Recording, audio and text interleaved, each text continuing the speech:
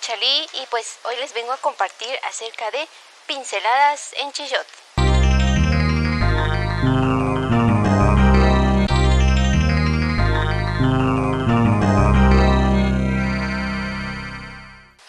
Principalmente nuestras abuelas nos han enseñado cómo las plantas medicinales influyen dentro de nuestra vida cotidiana.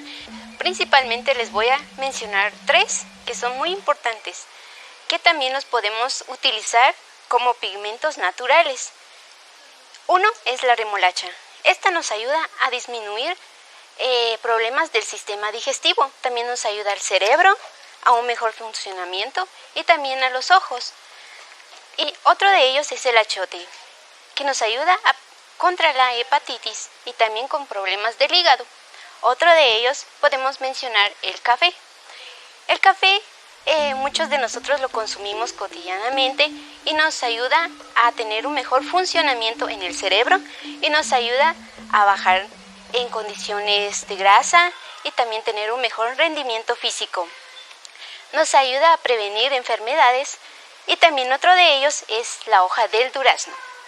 Este es muy importante porque nos ayuda a prevenir los males estomacales.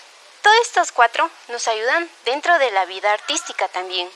Principalmente yo he experimentado dentro de este contexto. Y pues les puedo recabar que la remolacha es uno de los pigmentos muy importantes para ser utilizada.